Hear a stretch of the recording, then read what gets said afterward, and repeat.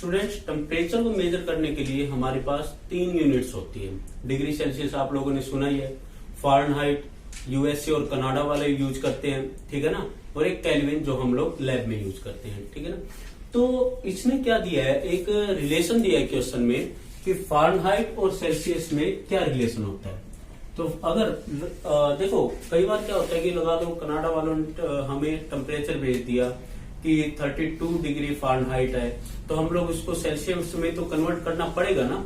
तो कोई ना कोई तो कन्वर्जन का फॉर्मूला है ही उनका आपस में, जैसे किलोमीटर को मीटर में बदलने का या मीटर क्यूब को लीटर में बदलने का, हर तरह के फॉर्मूले होते हैं हमारे पास। तो फारेनहाइट को सेल्सियस या सेल्सियस को फारेनहाइट में बदलने का फॉर्मूला है हमारे पास 9/5C + 32। F is equal to 9/5C + 32। ये F फारेनहाइट को डिनोट कर रहा है और C किसको डिनोट कर रहा है स्टूडेंट्स, सेल्सियस को, ठीक है। तो इसके पहले क्वेश्चन में बोला गया है हमें कि इसको ग्राफ पे रिप्रेजेंट करो, इसको लीनियर इक्वेशन को ग्राफ पे बनाओ। तो ग्राफ पे कैसे बनाओगे, इसको हम लोग क्या मान लेते हैं y, और इसको क्या मानना है x मानना है, इसको y मानना है और इसको क्या मानना है x मानना है, ठीक है ना। फारेनहाइट को हम किस पे लेंगे, y एक्सिस पे लेंगे, और सेल्सियस को हम लोग किस पे लेंगे स्टूडेंट्स, x एक्सिस पे लेंगे, ठीक है ना। तो चलो ग्राफ प्लॉट करते हैं हम लोग। लेट c की वैल्यू हम लोग 0 रख देते हैं। c की वैल्यू क्या रखी थी, 0। तो f इज इक्वल टू हमारे पास कितना आ जाएगा, 32। f इज इक्वल टू कितना आ जाएगा, 32। तो पहले किसकी वैल्यू लिखते हैं, x की, बाद में y की। तो सॉल्यूशन क्या आया, 0,32।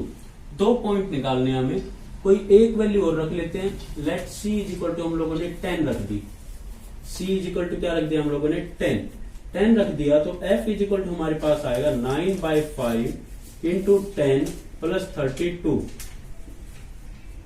तो कितना हुआ, 18 + 32 कितना हो गया हमारे पास, 50। तो f कितना आ गया हमारे पास, 50। तो दोनों पॉइंट हमें ढूंढने हैं और प्लॉट करने हैं, ठीक है ना। तो पहला है हमारे पास 0,32, x की वैल्यू 0 और y की 32। लगभग यहां से मान लेते हैं हम लोग, क्या हो गया हमारे पास, a 0,32। दूसरा हमारे पास क्या है, पहले c 10 50 स्टूडेंट्स, ठीक है ना। तो x की वैल्यू 10 और y की 50, अप्रोक्स यहां मान लेते हैं। ये हमारे लिए क्या हो गया, b 10,50। दोनों को ज्वाइन कर देते हैं, ठीक है ना स्टूडेंट्स। ये हो जाएगा हमारे पास, और इसकी इक्वेशन क्या होगी, f इज इक्वल टू, या फिर इसको y से डिनोट किया ना, y is equal to 9/5x + 32। ये हम लोगों ने इसका ग्राफ प्लॉट कर दिया स्टूडेंट्स। अब वो कह रहा है कि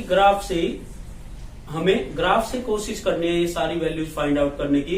if the temperature is 30 degree Celsius, अगर टेम्परेचर 30 डिग्री सेल्सियस है तो फारेनहाइट में क्या होगा, फारेनहाइट में क्या होगा। आप टेम्परेचर 36 देखो, ठीक है, यहां से एक पैरेलल लाइन लेके चलो यहां पे, ठीक है ना स्टूडेंट्स।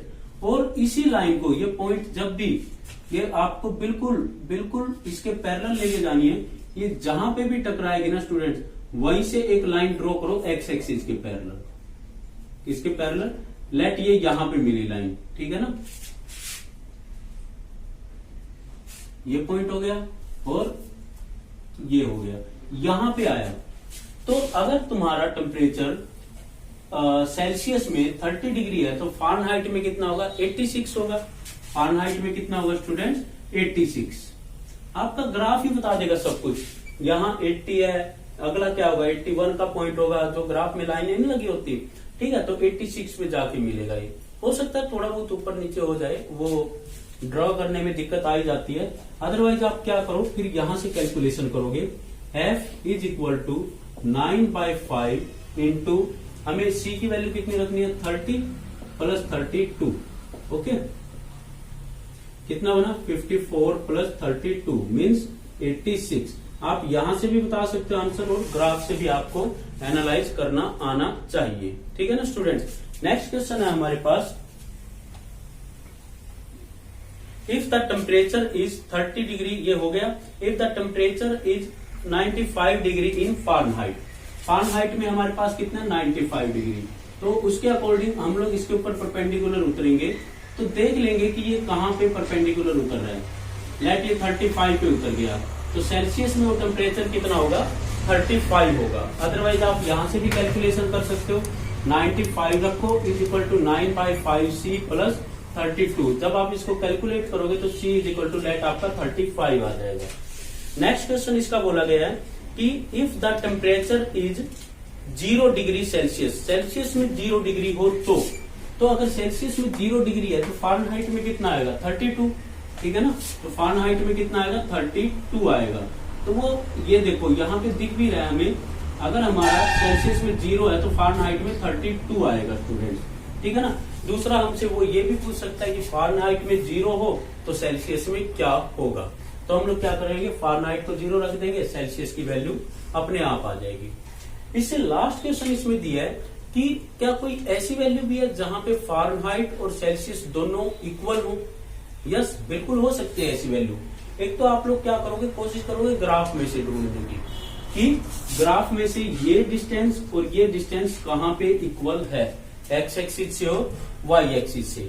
दूसरा तरीका हमारे पास क्या है स्टूडेंट्स कि लेट एट के न्यूमेरिकल वैल्यू है हमारे पास, ये डिग्री सेल्सियस और फारेनहाइट हमारे इक्वल होंगे।